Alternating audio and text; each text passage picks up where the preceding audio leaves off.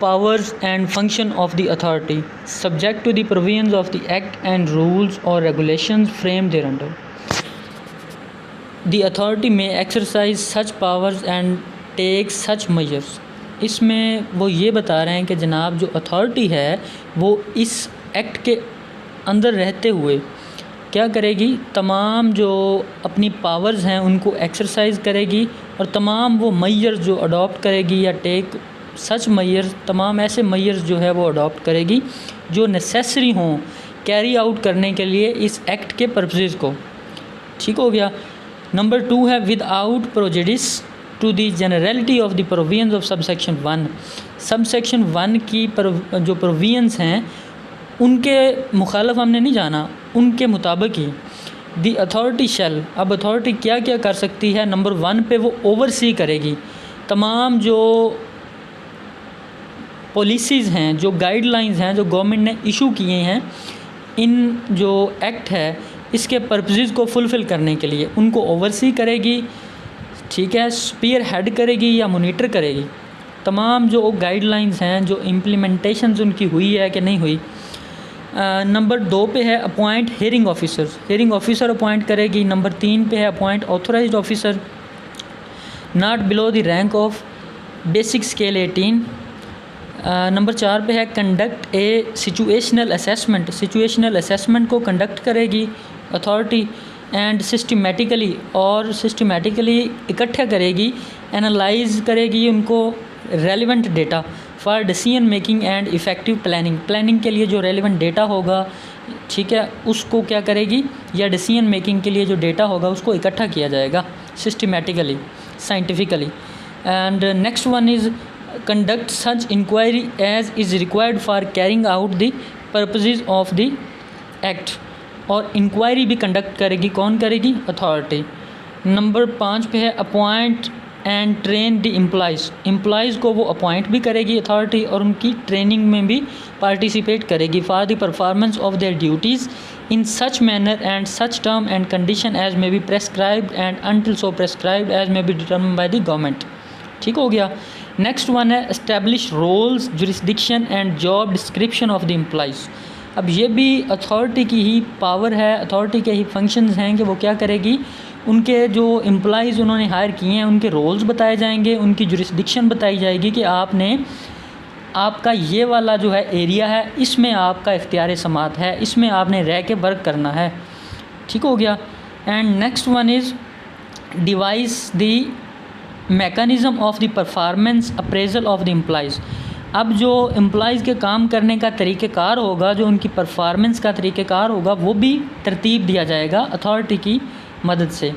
Take measures to establish and maintain discipline in the employees में जो discipline होगा उसको मेंटेन करने के लिए क्या करें, कुछ मेजर्स लिए जाएंगे, कुछ प्रिवेंटिव मेजर्स जो एस्टेब्लिश करेगी authority. Hire and determine the terms and condition of the engagement of such experts. कुछ एक्सपर्ट्स जो हैं वो हायर किए जाएंगे और जो कुछ टर्म्स एंड कंडीशंस हैं इंगेजमेंट की, एम्प्लॉइज़ की इंगेजमेंट की, वो क्या किए जाएंगी, वो भी डिटरमिन किए जाएंगी, मालूम की जाएंगी। कंसल्टेंट्स और adviser as may be required and such manner as may be prescribed and until so prescribed as may be determined by the government. And next one administer किया जाएगा द इन्फोर्समेंट स्टेशंस को, authority करेगी उनके इंतज़ामी मामलात को भी देखेगी, किसको, इन्फोर्समेंट स्टेशंस को। एंड नेक्स्ट वन है provide guidelines to the district enforcement and regulatory boards को, supervise monitor and review the progress and performance of the district enforcement and regulatory board को, ये भी अथॉरिटी की ड्यूटी है। assign any of its employees to provide assistance to the enforcement stations, ये भी authority की ही functions है, duty है कि वो अपने एम्प्लॉइज़ में से किसी एक को ज़िम्मे लगा देगी कि आप इन्फोर्समेंट स्टेशन में जाके अपनी ड्यूटी परफॉर्म करें या इन्फोर्समेंट स्टेशन में असिस्ट करें जाके। And next one take all necessary measures for implementing the enforcement mechanism provide under the act, और ये भी अथॉरिटी की ही फंक्शंस हैं या पावर्स है कि वो कहेगी कि जनाब तमाम जो नेसेसरी मेजर्स हैं इम्प्लीमेंटिंग द इन्फोर्समेंट मैकेनिज़्म जो इस एक्ट में बता दिए गए हैं, दी रूल्स में या उसके रूल्स में बता दिए गए हैं या उसके रेगुलेशंस में बता दिए गए हैं, as well as schedule laws, जो इसके साथ एक लिस्ट अटैच कर दी गई है लॉज की, उनमें बता दिए गए हैं। तो उनकी इम्प्लीमेंटेशन के लिए भी जो है ये अथॉरिटी ही देखेगी। एंड नेक्स्ट वन है recommend budget estimates to the government for the purposes of implementation of the act. अब इम्प्लीमेंटेशन ऑफ लॉ है इसकी ड्यूटी, ये जो इन्फोर्समेंट एजेंसी है, तो इसका जो बजट होगा उसका भी एस्टिमेट लगा के गवर्नमेंट को देगी। कौन देगी? अथॉरिटी। एंड नेक्स्ट वन है define the pecuniary limitations of the employees to impose fine. अब पिक्यूनरी लिमिटेशन से मुराद है कुछ माली जो है लिमिटेशंस लगा दी जाएंगी कि जो एम्प्लॉयज़ हैं वो किस हद तक, किस मालियत तक के केसेस को सुन सकते हैं या किस हद तक वो जुर्माना लगा सकते हैं किसी पे। ये भी अथॉरिटी की ही ड्यूटी है, अथॉरिटी का ही फंक्शन है। Sanction payment of reward to any person. अब किसी पर्सन को रिवार्ड, कोई इनाम देना है तो वो भी अथॉरिटी ही सैंक्शन करेगी, इंक्लूडिंग एन एम्प्लॉय, किसी एम्प्लॉय को who has made an exceptional effort toward accomplishing the objective of the act। जिस एम्प्लॉय ने बहुत ही आला किस्म का काम किया है, कोई एक्सेप्शनल एफ़र्ट की है, तो उसको इनाम के नाम भी दिया जाएगा और अथॉरिटी ही वो देगी। Exercise such other function and power as may be notified by the government. और तमाम जो बाकी फंक्शंस हैं या पावर्स हैं जो गवर्नमेंट ने नोटिफाई किए हैं वो भी एक्सरसाइज की जाएंगी अथॉरिटी की मदद से। The authority may delegate any of its powers and function to the director general और चेयरपर्सन ऑफ द बोर्ड और इट्स ऑथोराइज्ड ऑफिसर। अब जो अथॉरिटी है वो अपने तमाम या उसमें से किसी भी इख्तियार को डेलीगेट कर सकती है डायरेक्टर जनरल को या चेयरपर्सन ऑफ द बोर्ड को और इट्स ऑथोराइज्ड ऑफिसर, या किसी भी ऑथोराइज्ड ऑफिसर को वो अपनी पावर डेलीगेट कर सकती है। 11 एम्प्लॉय ऑफ द अथॉरिटी। अब अथॉरिटी के कौन कौन बंदे जो हैं वो मुलाजम होंगे या एम्प्लॉयज़ होंगे। दी अथॉरिटी में ऑन इट्स ओन और थ्रू डायरेक्टर जनरल। अथॉरिटी या तो खुद या डायरेक्टर जनरल की मदद से और इट्स ऑथोराइज्ड ऑफिसर या अपने ऑथोराइज्ड ऑफिसर की मदद से अपॉइंट सच एम्प्लॉयज़, अपने कुछ एम्प्लॉयज़ जो हायर करेगी as may be consider terms and condition as may be as may be consider necessary for the efficient performance of its function. जो उसको सूटेबल लगें, जो वो मुनासिब समझे कि ये बंदे फंक्शंस की परफॉर्मेंस के लिए एफिशिएंट हैं, कारगर हैं। In such manner on such terms and condition. वो कुछ टर्म्स एंड कंडीशन जो कि प्रेस्क्राइब की गई हैं उनको मद्देनज़र रखते हुए अपने एम्प्लॉय हायर कर सकती हैं। अगर कुछ टर्म्स एंड कंडीशन प्रेस्क्राइब नहीं हैं तो फिर गवर्नमेंट जिस तरह से डिटर्मिन करेगी वैसे ही अथॉरिटी अपने एम्प्लॉयज़ हायर करेगी। नंबर 2 है the authority may by regulation provide for efficiency, discipline and accountability of its employees. अब जो अथॉरिटी है वो रूल्स और रेगुलेशंस जो हमें बता दिए गए हैं उनको मद्देनज़र रखते हुए एक तो अपने एम्प्लॉयज़ की एफिशिएंसी को देखेगी, उनके डिसिप्लिन को देखेगी और उनकी अकाउंटेबिलिटी को भी उन्हीं ही रूल्स की मद्देनज़र रखते हुए देखा जाएगा कि आया कि ये बंदे अकॉर्डिंग टू द एक्ट और रूल्स एंड रेगुलेशंस काम कर रहे हैं या नहीं कर रहे। नंबर 3 है दी अथॉरिटी में लेंड और बोरो। जो अथॉरिटी है वो किसी को उधार दे भी सकती है या उधार ले भी सकती है एनी ऑफ इट्स एम्प्लॉयज़ और employee of any other department. ठीक हो गया। On deputation basis as per the policy of the government. Government की पॉलिसीज़ को मद्देनज़र रखते हुए जो अथॉरिटी है वो किसी और डिपार्टमेंट को अपने बंदे दे सकती है या किसी और डिपार्टमेंट से खुद बंदे ले सकती है on the basis of deputation. And chapter 3 district enforcement and regulatory board. अब जो है district enforcement and regulatory board क्या होगा ये हमें चैप्टर 3 बता रहा है।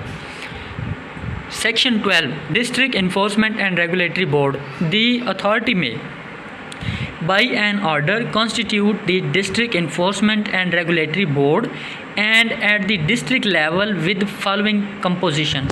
अब एक बात तो हमें क्लियर हो गई है, जब डिस्ट्रिक्ट का नाम हमने सुना है कि डिस्ट्रिक्ट के लेवल पे ये बोर्ड होगा। ठीक हो गया। उसमें कौन कौन से बंदे होंगे और उसमें क्या उसकी पावर्स, क्या फंक्शंस होंगे, ये हमने आगे पढ़ना है। पीछे हमने पढ़ा था अथॉरिटी, अब हम आ गए हैं district enforcement and regulatory board पे। तो अब जो है वो कह रहे हैं कि जी अथॉरिटी जो होगी ये या तो अपने ऑर्डर के ज़रिए कॉन्स्टिट्यूट करेगी district enforcement and regulatory board, और ये बोर्ड होगा डिस्ट्रिक्ट लेवल पे, और उसकी ये मंदरजा झैल कंपोजिशंस होंगे, मंदरजा झैल उसके बंदे होंगे। उसमें नंबर 1 पे डिस्ट्रिक्ट में सबसे हेड कौन होता है डिस्ट्रिक्ट का, वो डीसी होता है, डिप्टी कमिश्नर इसका चेयरपर्सन होगा इस बोर्ड का। And next one is DPO, जो डिस्ट्रिक्ट पुलिस ऑफिसर होता है वो भी इसका मेंबर होगा। थर्ड वन जो district head of the departments of scheduled laws हैं, जितने भी स्केड्यूल्ड लॉज हैं, इसमें टेनेंसी है, होर्डिंग है, प्राइस कंट्रोल हैं, जो भी उसका डिस्ट्रिक्ट हेड होगा वो भी इसमें मेंबर होगा। डिस्ट्रिक्ट पब्लिक प्रोसिक्यूटर भी इसमें हेड होगा, सॉरी मेंबर होगा इस। एंड डिस्ट्रिक्ट अटॉर्नी भी इसमें मेंबर होगा। एडिशनल डिप्टी कमिश्नर जो होगा जनरल, वो भी इसका मेंबर होगा। एनी अदर एक्सपर्ट को ऑप्टेड फॉर पब्लिक और प्राइवेट सेक्टर, और जो भी बंदा उनको सूटेबल लगता है चेयरपर्सन को, वो भी वो बंदा हायर कर सकते हैं for public, sorry from public और प्राइवेट। एंड क्लास 2 इसमें ये कह रही है कि the board shall be housed at the district headquarter, और ये कह रहे हैं कि जनाब ये जो बोर्ड बैठेगा ये डिस्ट्रिक्ट हेडक्वार्टर में बैठेगा। And the board shall meet at such date time and place and shall observe such procedure with regard to the transaction of its business and meetings as the authority may determine. और जो जो board होगा इसकी जो meetings का time होगा, date होगी, place होगी, वो तमाम वो प्रोसीजर फॉलो करेगा जो अथॉरिटी डिटरमिन करेगी। एंड फोर्थ वन है the meeting of the board shall be presided over by it's chairperson. जो अथॉरिटी की मीटिंग होगी, जो बोर्ड की मीटिंग होगी, इसको प्रिजाइड किया जाएगा, इसको हेड किया जाएगा बाय इट्स चेयरपर्सन, और in his absence by member nominated by him. और अगर चेयरपर्सन मौजूद नहीं है तो उसकी गैर मौजूदगी में कोई भी मेंबर जो कि चेयरपर्सन नॉमिनेट करेगा। एंड फिफ्थ वन है कोरम की बात की जा रही है कि मीटिंग बुलाने के लिए कोरम जो है वो जिस तरह हमने पीछे पढ़ा था वैसे ही यहाँ पे है कि जनाब कोरम मीटिंग बुलाने के लिए, बोर्ड की मीटिंग बुलाने के लिए जो कोरम होगा वो 1/2 होगा of its total members. And sixth one है the secretary on the direction of the chairperson shall call a meeting. पीछे हमने पढ़ा था कि जो अथॉरिटी में डायरेक्टर जनरल की ये ड्यूटी होगी कि वो क्या करेगा, वो मीटिंग को कॉल करेगा। यहाँ पे सेक्रेटरी की ड्यूटी होगी कि वो क्या करेगा, मीटिंग को कॉल करेगा on the direction of the chairperson. 7 है the decision of the board shall be taken by it's majority. जैसे हमने पीछे पढ़ा सेम वही बातें दोहराई जा रही हैं कि जनाब जो डिसीजन को फॉलो किया जाएगा वो मेजॉरिटी की बुनियाद पे फॉलो किया जाएगा, और अगर इक्वालिटी ऑफ वोट्स आ जाती है तो फिर चेयरपर्सन जिस साइड में वोट देगा उस डिसीजन को जो है अडॉप्ट किया जाएगा। एंड 8th है the secretary shall maintain a complete record. Same वही बातें जहाँ पे पीछे हमने डायरेक्टर जनरल पढ़ा था, यहाँ पे जनाब जो है सेक्रेटरी आ गया है। सेक्रेटरी की ड्यूटी होगी कि तमाम जो रिकॉर्ड है उसको मिनट्स और डिसीजन को मेंटेन करेगा। And 9 is no act decision order और प्रोसीडिंग ऑफ द बोर्ड। कोई भी जो एक्ट है, डिसीजन है या ऑर्डर है बोर्ड का, ठीक है, उसको इस बुनियाद पे इनवैलिड नहीं कहा जा सकता कि जनाब ये जो है बोर्ड में कोई वैकेंसी या बोर्ड की कॉन्स्टिट्यूशन में कोई डिफेक्ट आया है, इस बुनियाद पे उसको इनवैलिड नहीं किया जा सकता। 10th one is the secretary shall be responsible for performing secretariat function जो होंगे वो सेक्रेटरी परफॉर्म करेगा। And 11 is the secretary shall exercise such power as may be mention in the act और एज मे बी प्रेस्क्राइब्ड और delegated by the board. Secretary तमाम वो powers जो है वो एक्सरसाइज करेगा जो उसको एक्ट ने दी हैं या जो रेगुलेशंस हैं उसने दी हैं या उसको बोर्ड ने कोई डेलीगेट की हैं। 13 इज़ कमेटीज़ के कमेटीज़ क्या होंगी। अब जो तमाम ड्यूटीज़ पूरे डिस्ट्रिक्ट में हैं वो अकेला जो बोर्ड है वो तो जो है परफॉर्म नहीं करेगा, वो आगे छोटी छोटी कमेटीज़ बना देगा। And the board may constitute such committees as may be deem necessary for carrying out the purposes of the act and such committees shall exercise such power perform such function as may be assigned to them by the board. Same वही बातें जो मैंने आपको already बता दी हैं। 14th है powers and function of the board. जैसे हमने powers and function of the authority पढ़ा था वैसे ही ये है same. Subject to the provision of the act. इस एक्ट की प्रोविजन जो हैं, जो सेक्शंस हैं, उनके तहत रूल्स और रेगुलेशन फ्रेम देयर अंडर, या जो रूल्स हैं, पीरा एक्ट भी है और पीरा रूल्स भी हैं, उनके अंडर या उनकी रेगुलेशन जो बनाई गई हैं उसके अंडर रहते हुए the board may exercise such power and take such measures as may be necessary for carrying out the purposes of this act. Board को जो सूटेबल लगेंगे वो पावर्स और जो फंक्शंस हैं या जो मेजर्स हैं वो टेक आउट करेगा तमाम पर्पसेस को कैरी आउट करने के लिए। And second one, without prejudice to the generality of the provision of sub section 1 the board shall, same है, ओवरसी करेगा, सुपरवाइज मॉनिटर करेगा, कंडक्ट आ सिचुएशनल असेसमेंट करेगा, take all necessary measures for implementing and enforcing mechanism करेगा, recommend budget करेगा जो हमने पीछे पढ़ लिया, seek reports from concern quarter for data propose और sanction as may be prescribe, payment of reward करेगा, सच other function as may be such other function and exercise such other powers as may be assigned to it by the authority from time to time for carrying out the purposes of the act। Same वही चीज़ें, वही line to line वही है, word to word वही है जो हमने पीछे पढ़ लिया है। आप अगर यहाँ पे आपको क्लियर ना हो तो आप अथॉरिटी वाला लेक्चर नंबर 2 सुन लीजिएगा, उसका लिंक मैं डिस्क्रिप्शन में भी दे दूँगा और यहाँ पे आई बटन में भी शो कर दूँगा। 15th one is the powers and function of the chairperson of the board. अब जो चेयरपर्सन है उसकी क्या पावर्स क्या फंक्शंस होंगे जो बोर्ड का चेयरपर्सन है। The chairperson of the board shall exercise such power as may be provided by this act और एज मे बी प्रेस्क्राइब्ड और delegated to him by the authority और बोर्ड। जो यहाँ पे वो ये कह रहे हैं कि जनाब जो चेयरपर्सन होगा वो तमाम वो पावर्स और फंक्शंस एक्सरसाइज करेगा, या तो उसको वो एक्ट ने दे दिए हों या उसको डेलीगेट किए गए हों, तफवीज़ किए गए हों थ्रू अथॉरिटी और बोर्ड। नंबर 2 है the chairperson of the board shall responsible to execute the direction of the authority for purpose of this act. जो चेयरपर्सन है बोर्ड का वो रिस्पॉन्सिबल होगा तमाम जो डायरेक्शंस हैं उनकी तकमील के लिए जो कि अथॉरिटी ने दी हैं। नंबर 2 है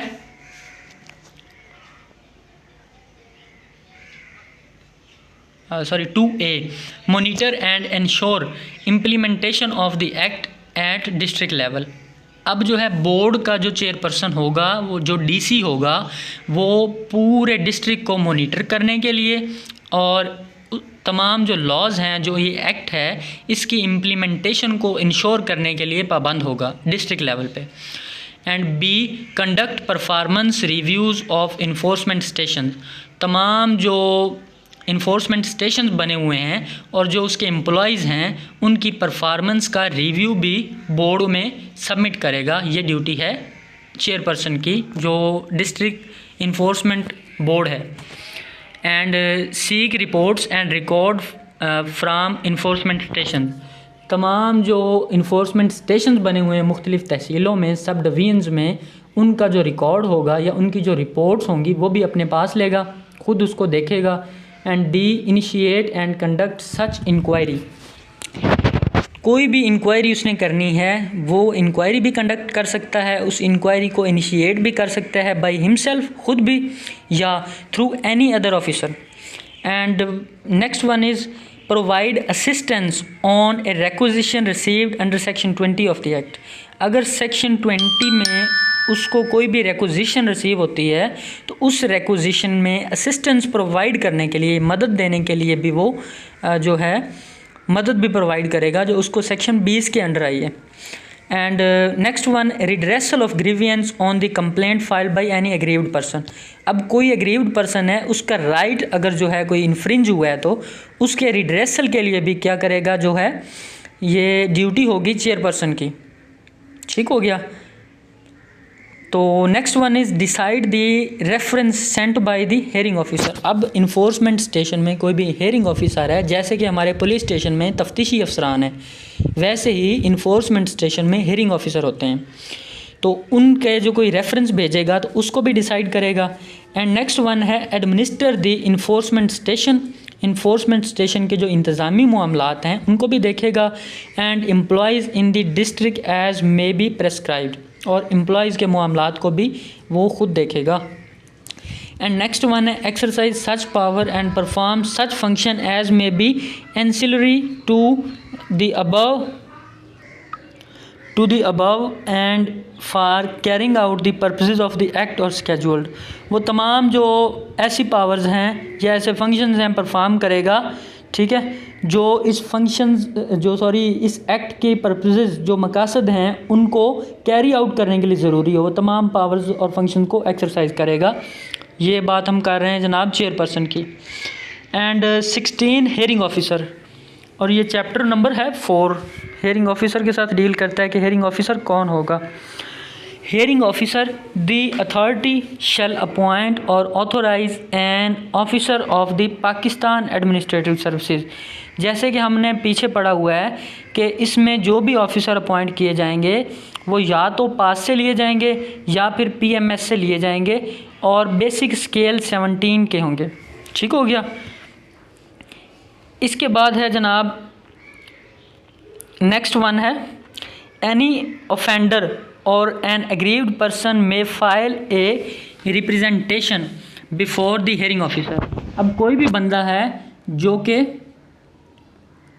एग्रीव्ड हुआ है, ठीक हो गया, वो 30 दिन के अंदर अंदर जिस दिन कॉज ऑफ एक्शन जो है, वजह अनाज जो है वो अक्रू हुई है, उसके 30 दिन के अंदर अंदर मंदरजा झैल मैटर जो कि ये नीचे लिस्ट बता दी गई है, इनकी जो कंप्लेंट है वो कर सकता है हेयरिंग ऑफिसर के सामने। नंबर 1 है उसमें against the fine imposed bye the enforcement officer. कोई भी जुर्माना जो इन्फोर्समेंट ऑफिसर ने किया है और बंदे को या पार्टी को लगता है कि जनाब ये जुर्माना जो है ज़्यादा है या उसने अपनी पावर्स को मिसयूज़ किया है, तो उसकी कंप्लेंट हम हेयरिंग ऑफिसर के सामने कर सकते हैं। नंबर 2 है कन्फिस्केशन ऑफ आर्टिकल्स, कार्ड्स और व्हीकल्स। अब उसकी कोई आर्टिकल्स हैं जिसमें कोई कार्ट हो सकती है, छकड़ा यानी कि कोई, या फिर कोई व्हीकल हो सकती है, कोई मोटरसाइकिल, कोई गाड़ी हो सकती है, उसको ज़ब्त किया गया है बाय द हेयरिंग ऑफिसर। तो हम क्या कर सकते हैं, ये अपनी रिप्रेजेंटेशन कर सकते हैं अपनी कंप्लेंट की बिफोर द हेयरिंग ऑफिसर। ठीक हो गया। एंड नेक्स्ट वन है सीलिंग ऑफ एनी प्रेमिसेस, या हमारी प्रेमिसेस कोई भी जगह है हमारी उसको सील किया गया है, तब भी हम जाके अपनी कंप्लेंट कर सकते हैं before the hearing officer. And next one है रिमूवल ऑफ एनक्रोचमेंट्स और पब्लिक न्यूसेंस, या फिर कोई भी जो हमारी प्रॉपर्टी है उससे कोई इंक्रोचमेंट्स रिमूव हुई हैं या कोई पब्लिक न्यूसेंस हमें फेस करनी पड़ रही है, उसकी कंप्लेंट भी हम किसके सामने कर सकते हैं, हेयरिंग ऑफिसर के सामने। 30 दिन के अंदर अंदर जब से कॉज ऑफ एक्शन अराइज हुई है हम ये कंप्लेंट कर सकते हैं। Next one any ancillary matters arising out of action by the enforcement officer, या जो इन्फोर्समेंट ऑफिसर हैं उन्होंने कोई एक्शन किया है, कोई भी उन्होंने एक्ट किया है, वो हमें लगता है कि जनाब इन्होंने ये एक्ट गलत किया है, रॉन्गफुल तरीके से किया है, उसकी कंप्लेंट भी हम जो है कर सकते हैं हेयरिंग ऑफिसर के सामने। एंड नेक्स्ट वन है एनी अदर मैटर एज में बी प्रेस्क्राइब, या कोई भी मैटर जिसको हमें लगे कि जनाब ये अनलॉफुल है, उसकी कंप्लेंट हम बिफोर दी हेयरिंग ऑफिसर कर सकते हैं। 4th one the power of the hearing officer shall include but are not limited to. वो कह रहे हैं कि जनाब जो हेयरिंग ऑफिसर है उसकी पावर में ये तमाम चीज़ें शामिल होंगी जो नीचे बता दी गई हैं, लेकिन यहाँ तक इसकी लिमिट नहीं लग जाती पावर्स को, उसके पास और भी पावर्स हैं इनके अलावा। Number 1 determine whether the offence occurred, वो ये भी देख सकता है कि जनाब मेरे पास जो कंप्लेंट आई है, आया कि ये ऑफेंस भी मेड आउट हुआ है, अकर्ड हुआ है या नहीं हुआ, ऐसे ही कंप्लेंट आ गई है। नंबर 2 है डिटरमिन कर सकता है whether fine imposed by enforcement officer is reasonable और नॉट, वो ये भी देख सकता है कि जनाब कि जो इन्फोर्समेंट ऑफिसर ने फ़ाइन किया है वो रीज़नेबल है भी या नहीं है। एंड नंबर 2 है इम्पोज एडिशनल फ़ाइन, अगर उसको लगे कि जनाब फ़ाइन कम है तो एडिशनल फ़ाइन भी इम्पोज कर सकता है upon failure of representation and to recover the same. Next one है रिफ़ंड कर सकता है दी फ़ाइन, अगर उसको लगता है कि जनाब इन्फोर्समेंट ऑफिसर ने फ़ाइन ज़्यादा कर दिया है तो उस फ़ाइन को रिफ़ंड कर सकता है, पार्टी को वापस कर सकता है। Impose fine in case the amount of fine imposed by enforcement officer exceed his pecuniary limits, और इन्फोर्समेंट ऑफिसर पे भी वो फ़ाइन को इम्पोज कर सकता है अगर उसको लगे कि जनाब ये जो फ़ाइन है ये इन्फोर्समेंट ऑफिसर ने अपनी पिक्यूनरी लिमिट से बढ़ के किया है। अपनी माली जो लिमिट्स हैं, हर बंदे की, हर ऑफिसर की एक लिमिट होती है कि जनाब आप इस हद तक फ़ाइन कर सकते हैं, वो उस हद से बढ़ के फ़ाइन करता है। But he has sent a report to the hearing officer in this regard keeping in the view the severity of the offence. Next one है डिटर्मन द इन्फोर्समेंट कॉस्ट। वो इन्फोर्समेंट कॉस्ट को भी determine कर सकता है। ये powers हम पढ़ रहे हैं हेयरिंग ऑफिसर की। रेंट और अदर एंसिलरी कॉस्ट और penalties on the report of SDO as may be prescribe. ठीक हो गया। वो इन्फोर्समेंट की कॉस्ट जो हैं उनको भी मालूम कर सकता है कि जनाब हमने ये यहाँ से इंक्रोचमेंट उठाई हैं, या हमने यहाँ पे किसी को ज़मीन का जो है कब्ज़ा लेके दिलवाया है, उसके लिए अगर कोई कॉस्ट आई है तो वो भी डिटर्मन कर सकता है hearing officer.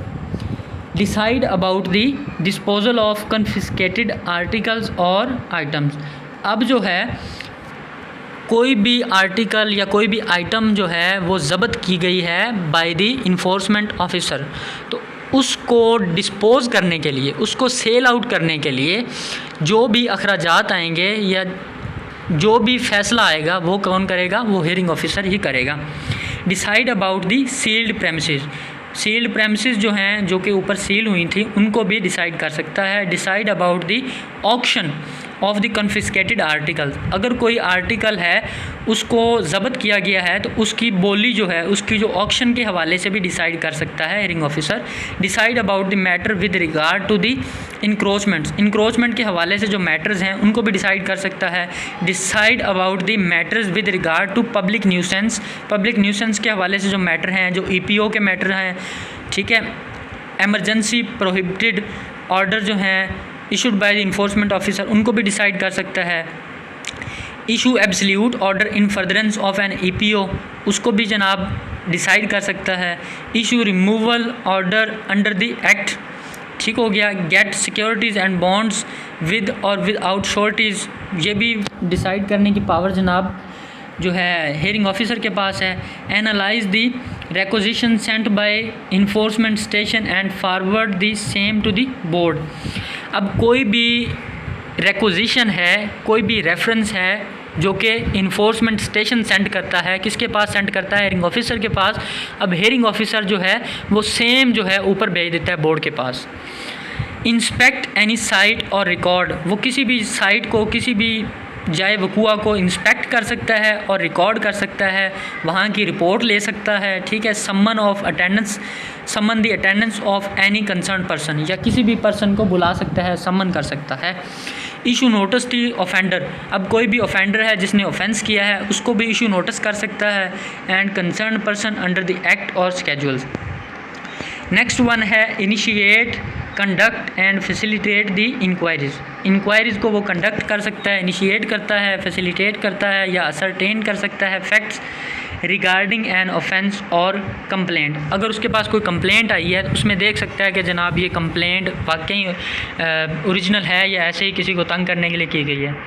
Take into account any mitigating और एग्रीवेटिंग फैक्टर, कोई भी मिटिगेटिंग फैक्टर आ रहा है या एग्रीवेटिंग फैक्टर आ रहा है पार्टीज़ में तो उसको भी वो देख सकता है। नेक्स्ट वन है decide the representation filed by the offender.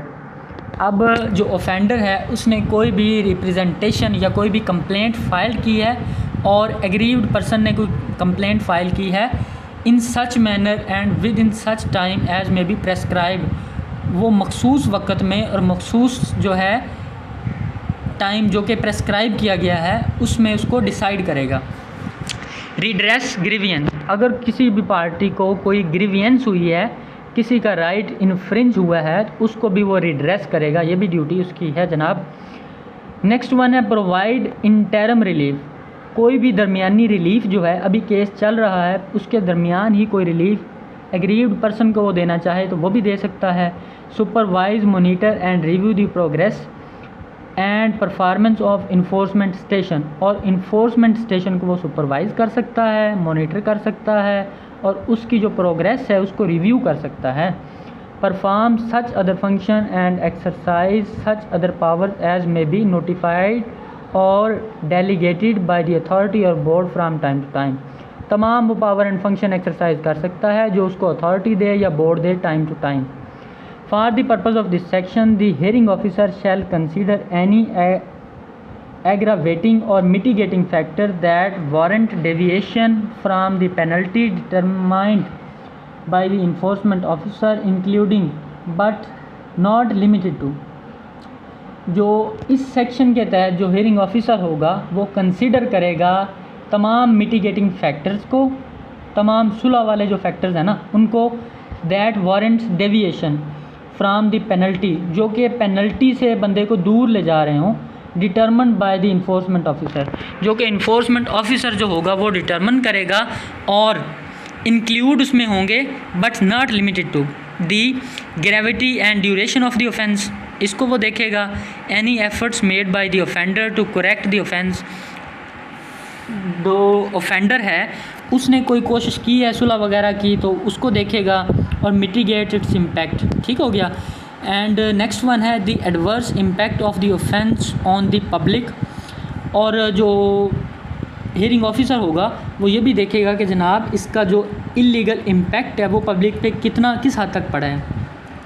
Next one है any habitual nature of the offender, वो भी ये देखेगा कि जनाब आया कि ये आदि मुजरम तो नहीं है ये बंदा जिसने जुर्म किया है। अगर कोई सुलह वगैरह की बात जानी है तो ये सारी चीज़ों को मद्देनज़र रखा जाएगा। Any instance in which the offender has previously be involve in any offence of the same nature, और तमाम वो चीज़ें देखेगा कि जनाब ये बंदा जो है, ये जो ऑफेंडर है, ये पहले किसी जुर्म में तो इन्वॉल्व नहीं रहा। एंड नेक्स्ट वन है gender and age of the offender, जो ऑफेंडर है उसकी जेंडर और उसकी उम्र को भी देखा जाएगा। Any other factor that hearing officer में डीम फिट, उसको भी देखा जाएगा। नेक्स्ट वन है